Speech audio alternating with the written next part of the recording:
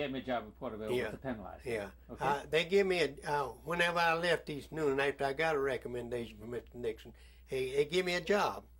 But they did not. I'm sorry. You gave me a job at Porterdale. At Porterdale. Okay, at Porterdale. So start again. Yeah. Okay. After I left, called Mr. Nixon about a recommendation, and I went to Porterdale, Georgia, and they gave me a job there. And they said they wasn't interested in nothing except somebody could do the work. But they would not give me a house on the village. I would have to.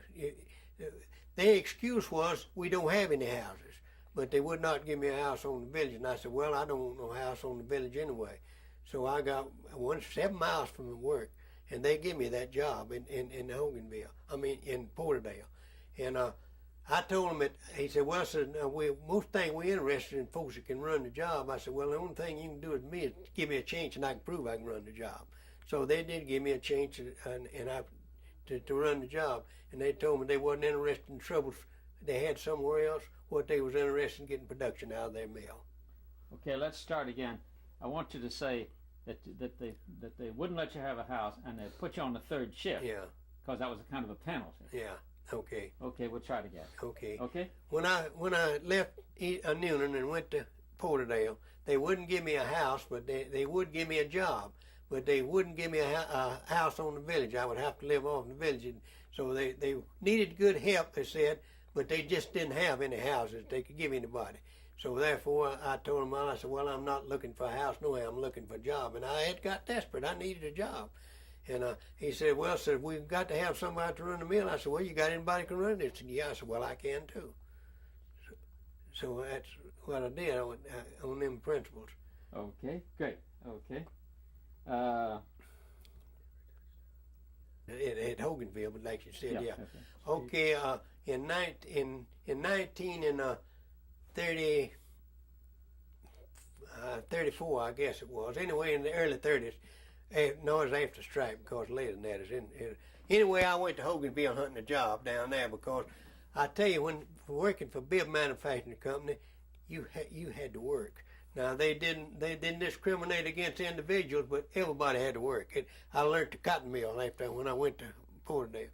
And so after I went to Union hunting a job, and I got my wife's job, and they had starting up a new place out in the part, asbestosis. It was in the basement of the starch mill to start with, and she got a job down in the starch mill, which was very dangerous. But they told us it wasn't dangerous. They had done checked everything, and they did take every precaution. I guess it's good to keep the stuff down. But anyway, you're around asbestosis, it's dangerous, even if it's just a pipe in your house. So it's a dangerous material to be around. But anyway, my wife had developed asbestosis from it. She lived 15 to 20 years, but she just got poor and poor and poor. Got down to weighing 57 pounds before she died. Okay, good. Okay. Well, Elkins. Paul Elkins is, whenever we was at East Noonan, now he was one of the ones that I was telling you about that was participated in the Union until they had this lockout, what they call a lockout. And then he went back out, and we found out later that Paul Elkins was a company's man in the Union, giving them information what was going on. They knowed everything before we ever got said good what we were saying. He was one of the ones that was giving them that information. And therefore he later on made an overseer, and got to have a good job with them. But that was his position at the time that we were talking about. Okay. Tell us about coming back to East Noonan and what Mr. Wood said and so forth. I don't remember that. Can't get that down. Remember when you came back? I come back up there one time asking him for a recommendation after I left there. Yeah. And actually talked to Mr. Wood. Mr. Wood was said he had a representative, and Mr. Nixon said we're going to forget all this time, and we're going to hire theirs, and they're going to hire ours, and we're not going to hold it against. We're not going to hire folks that we participated in, but we will hire from other mills, and then they'll hire ours. Okay. Okay. Now let's see. Right after. Well, right after the hearing, they wanted to sort of pacify the people and say they was not against the union. So they started up what they said was a company's union, and they wasn't going to charge them any dues. You know, they would just have control over what they said. But it was more or less in name and nothing else but all that ever was in there. I had a wife's half brother was joined that union, and I know that what never was anything for representation. It was just up on name and name only. Did you go to any of their meetings? No, so I didn't go to none of their meetings. What did people say about it? Well, they just about like I said, it was a sham. It's something putting on something other to try to down the regular union, the regular organized labor. Did people make fun of it? Well, to some did and some didn't. Mm-hmm. Just okay. In principle, it's. Hold it just a minute. The reason I don't think they had a name like that, but yeah, I think they said called it a companies union there. Yeah, I think they did. Okay. What did you like? Yeah, well, that was they know that they had got wind that the organized labor was coming in, and they had to give a big celebration. 4th of July, Union Cotton Mill give a big celebration for all their employees, and they didn't get out there and tell them that they was against the union. But they was letting them think that they didn't need a union, that we're going to treat you fair and we're going to do that for you and everything else. And they give a big 4th of July celebration. And I didn't even get to go to it because, as I said, I had a sick child. I did go out there and get us something to eat and carry it back home. But they had a big celebration, and they got up with so much extension. They didn't say we warn you against the union, but they did get up and say we will be not be dominated by no band of people. And we're going to treat you fair. We're going to give you what you deserve and everything without it. You don't need one to do it. And so therefore, that is before they begin to fire. Even my daddy wasn't fired then. After that was when they began to fire the people for participating in the union. Beautiful. Do you know who spoke then? I believe R.A. Fields did. I'm not sure. I believe it's R.A. Fields. Now, I'm not going to definitely say that. Okay. You mentioned an M.L. Jones. Yeah, and we called him Mutt Jones. Okay. Talk about Mutt Jones. A fellow by the name of M.L. Jones, what we called him Mutt Jones, that was his nickname. He was a radical. In other words, he was the one that helped organize there, and he was a radical. He caused a lot of these things that we done illegal that we wouldn't have done if he hadn't been over it. In other words, they elected the wrong man. Of course, after they wildcat strike, of course they got shed of him then, but it was too late then. He'd done the damage. I believe between the time you worked, you got fired, you worked for WPA. Yeah. Could you tell that and say what you did? Okay. In the time after the strike and everything, and after they told me they couldn't use me at Union Cotton Mill anymore because I was a union sympathizer, I got on the WPA. And so we had to work on that. They'd give us 2 or 3, about 2 days a week. According to how big your family is, you'd get so many days of that event. And so we would go to work on WPA, and I worked on that. I reckon 6, 7 months before I left there. Okay, I'm going to ask you to do that again and tell me what you did. Okay. Because then we can get pictures of people working on WPA. Okay. You see what I mean? Okay. So I don't know whether you raked leaves or whether you poured concrete or whether you but you know the kind of thing you did. Yeah. Okay. Okay. Well, after the general strike in 1934, I got on the WPA, the government project. Sorry, and I got fired. And I got I got fired after the general strike. Okay. After the general strike, I got fired. I laid off, whichever you want to call it, by being a sympathizer for the union. So I got on the WPA, which was government project work. And we worked in different places. At one time we worked at the cemetery. And we would clean off lots and things at the cemetery and participate in that. And then later on I got on the ditching gang where they were doing sewage work. We got out and we dug ditches in sewage work. And each man had a shovel and a pick, and he'd have his own little section that he worked in. And then after that, the last work I done on them was paving the streets. Clark Street in Union was one of the ones of them we paved. And I rolled a wheelbarrow pushing pavement to pour out in that. Everything was done by hand then. You didn't have big trucks to come up. You done it by wheelbarrow. And that's what we done for living in that, working on the PWA. And they paid us minimum wages, which was 40 cents an hour, I believe, at that time. And how much work did you get? Got 2 days. We got 2 days a week. But according, if you had a bigger family, maybe you'd get more. But I only got 2 days a week. I had 4 in the family, and they give me 2 days a week of work. Do you remember what procedure you had to go through to get that job? No, I don't. I think the only thing that you had to do was just be unemployed. And okay, hold it. That's fine. Let's go to that. That's okay. Okay. Okay. Well, to start with, they was giving folks commodities, and they realized that people wanted to work for something to eat rather than just being handed to them. So that's where the WPA was formed. Roosevelt formed that, says give people the mind that they was working for what they got, and they give you how many hours you need to supply that they'd been giving you on the WPA. So rather than relief, you was working for what you got, which satisfied most of us a lot better. Sure. Okay. Tell us about Roosevelt and if you ever met him and so forth. Well, I saw Roosevelt, but I never did get close enough to shake hands. Roosevelt one time come through Newnan, Georgia, where I was at. And there were so many people there you couldn't get to him. I was pretty close to him, but I didn't get to speak to him and didn't get to shake hands with him, nothing like that. But I did see Roosevelt and waved at him and things like that. And he was awful friendly and awful nice, and he'd tell us all the time that he was for the working man. Of course, he said, "I'm not against nobody, but I am for the working man. It's equal rights, in other words." And he was one for man. So you like Roosevelt? I like Roosevelt. Yes, still do. I think he was a wonderful man. Wouldn't you wish he were back there? Well, I think that things would be a lot different if we had Roosevelt this day and time. Our man there, his capability. I believe we got him. We just hadn't found him. Okay. Well, yeah. I don't like the crowdness part of it. And just say I didn't like to.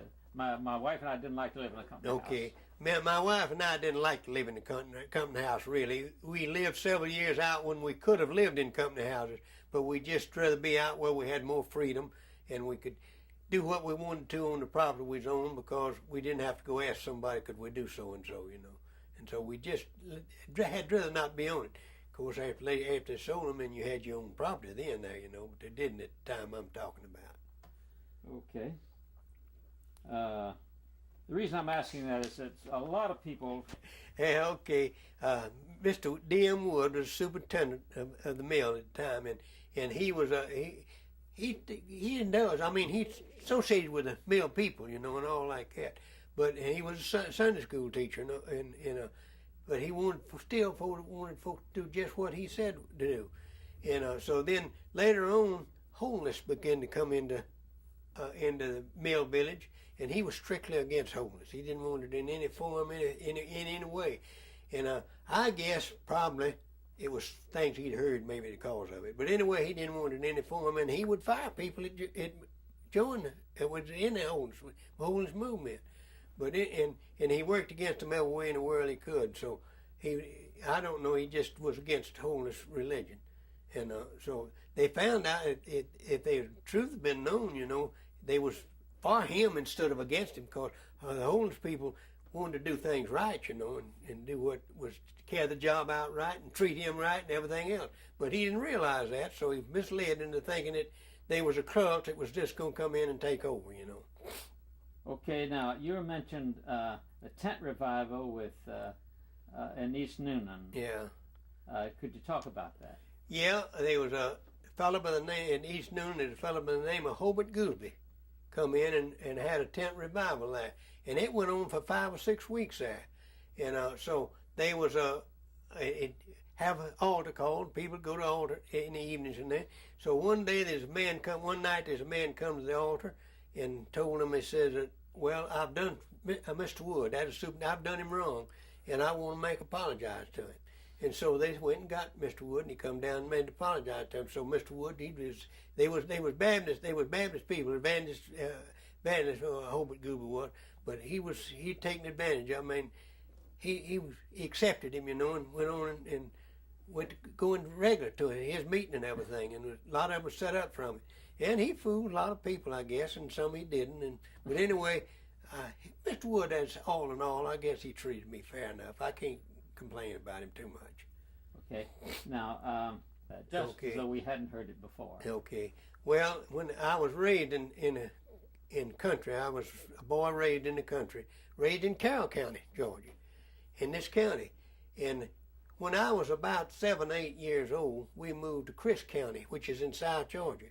And we was in the farming business. I learned to farm, and I done everything in the farm, and I learned how to really work and treat it. But it was hard times. Nobody had. So the boy would come along and run us out of the country, and that's the reason why we wound up at Union at the cotton mill. We first went to work in the hosier mill in Union. My dad and brother did, but then in the spring of 1925, he got us all a job at East Noonan Mill for Union Cotton Mill Companies, and we went down there and went to work down there in 1925. Perfect. Okay. Now, just in case we happen to need that, a little different section, could you tell us about your education? Okay. I tell them a lot of times that I went plumb through school, but I walked almost the way. But I was a graduate of the 5th grade.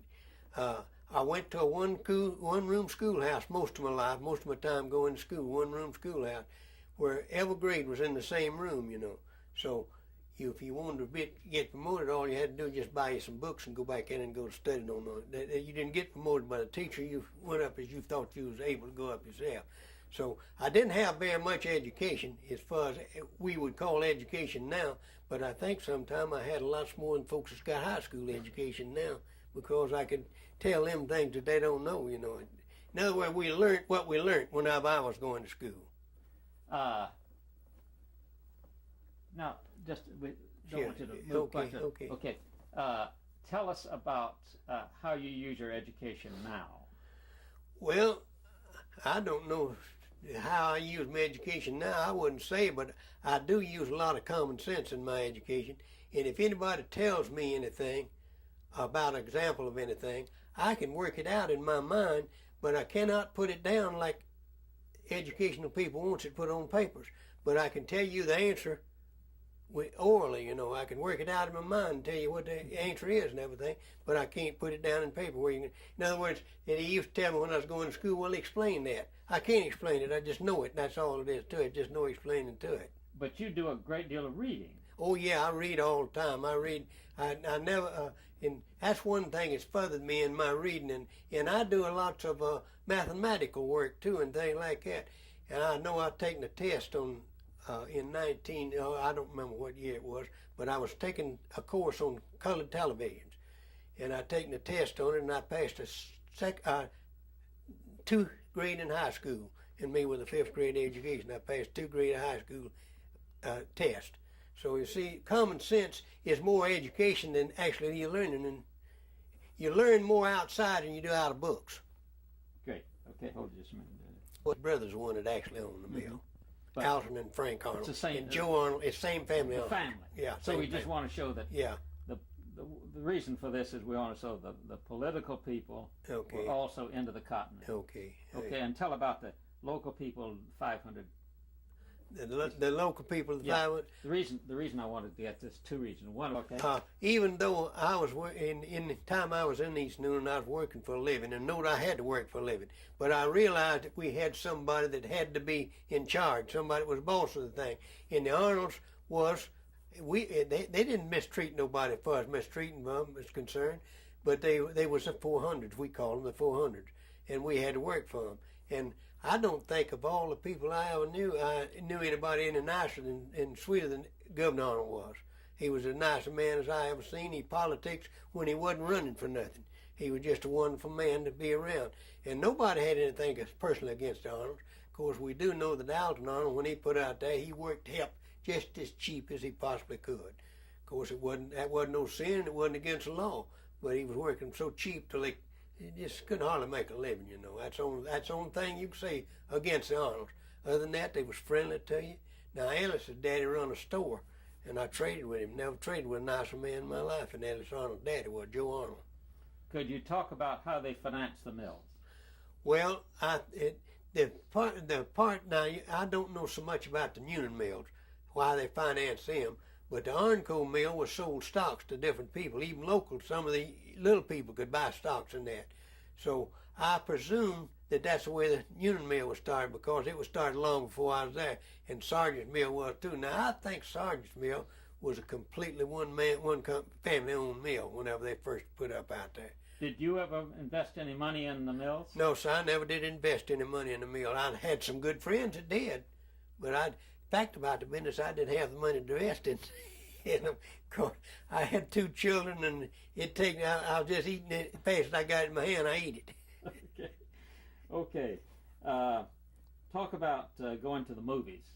Oh yeah. Well, now I used to go to the movies for years and years. You know, I thought the movies was one of the greatest things in the world. I went in silent pictures even, and whenever I was just a kid growing up. But after I moved to Mill Village, where I had some money of my own, I went every week. I went to movie every week, and I was going to movies whenever they began to have the talking pictures.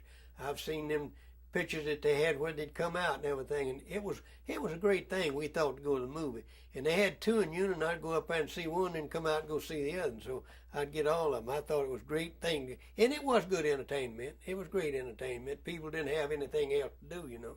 Do you remember any pictures you saw? Well, not particularly. I mean, remember the Sheik of Rudolph Valentino. I've seen lots of his pictures, and I remember William S. Hart. He was a Westerner, and Bill Duncan. He wasn't a Westerner, but he was a series man, and let me see, Ruth Rowland. I remembered all them old people that was in the movies, and even in the silent and in the first talking movies. And William S. Hart, I thought he was the greatest movie actor there ever was. Did you ever see any newsreels? Oh yeah, they have what they didn't say, they call them Pathé News then. At that time we'd have news that was Pathé News. The rooster come up, then they'd tell you about some of the things that's going on.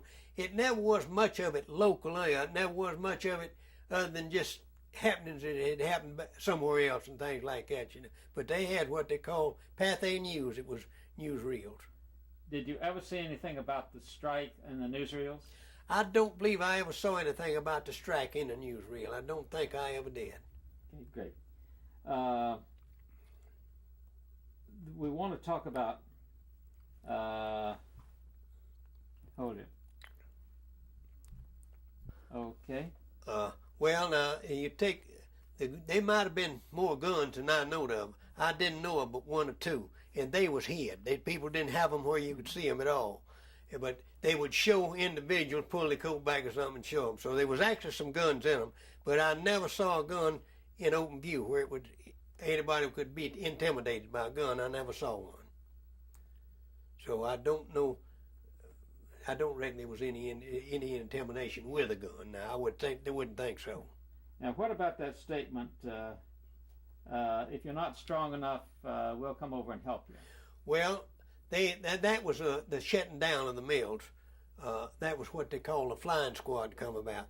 And they said, now, they send you word, now, if you are not strong enough in your mill to shut your mill down, we'll come over and help you. And that's the ones that was actually arrested and carried to the bullpen in Atlanta, the ones that was going about helping them close the mills down. Did you know anybody named Homer Welch? Yeah, but I didn't personally know him. Okay. What'd you know about Homer Welch? Well, I just know Okay. he was just a sort of a leader in it. Okay. That's all I can tell you. Did you know anything about a man named Zimmerman? Yeah, I knew Zimmerman and a man named Zimmerman. I didn't know him too well at the time because he had already went from East Noonan, the Union Mill, down to Hogansville, was working down there. But later on, I met his family, and I know his family well, even till now, the Zimmermans. Okay. All right, sir. When they called the local called a wildcat track, what we call a wildcat track now. We didn't know at that time because we was all green in the Union, but it was unlegal. The strike was called unlegal, and they had campfires around and all around, and they put locks on the gates, and the locks on the gates was kept there, and they'd turn anybody back that come. Now I never did see. I wasn't a picket. As I said, I had a sick child, and I wasn't a picket. But I did go out once in a while and visit them, and they'd have the campfires burning. And if anybody tried to go in the gate, they'd say, "Men, fall at the gate," and they'd just fall crossways across the gate, and that turned them back. I didn't see any violence. I didn't see any guns, anything. But they said they was there. Of course, I wouldn't say they wasn't. But anyway, they turned them back that way at that strike, and it was a wildcat strike. Now, Were they singing? Were they cut-ups? Was there whatever happened around that time? Well, they didn't just more talking than anything else. It was I don't remember them singing anything like that. I think they were just discussing maybe the union and what they was going to do and how they was going to come out with it and things like that. Just general discussion. Did you see any pamphlets or leaflets or anything? Well, I remember seeing some got come out, but I never. Sorry, some pamphlets. Okay, I remember them pamphlets coming out, but unfortunately, I didn't get a hold of any of them, so I don't know what they said and didn't read them because I just didn't get a hold of any of them pamphlets. Okay, right. Now let's see. Just a moment. Yeah. Didn't go together, the boys and this, and there was just a difference between the class difference between the two. You didn't have fights, but you felt it. Yes, all right. Sorry. Yeah. Well, back in those days, there was two classes of people, what they call the lower class or the working class and the upper class or the 400s, and they just didn't associate with one another at all. They'd want to sell you their goods, but whenever they sold their goods, they want to get you out, as quick as you could. They didn't want to be caught associating with that lower class of people. But anyway, they treated us fair because that's where the money was coming from the working people, and they treated us fair on that account. That's fine. Okay. What you can do now, okay? Well, I've learned it from the experience we had back then. I learned that you should get facts first before you try to do anything, and then you should find out what's legal and what's illegal, but not be led into something by somebody that don't know what they're doing. Have you a good, firm, solid leader, somebody that knows what he's talking about and what he's doing, and that is the main subject, having a good, firm leader that knows what he's doing. Okay. What are your plans now? What are my plans? I guess my plans now are just finish up life in peace the best way I know how. In peace with all men. Okay, thank you.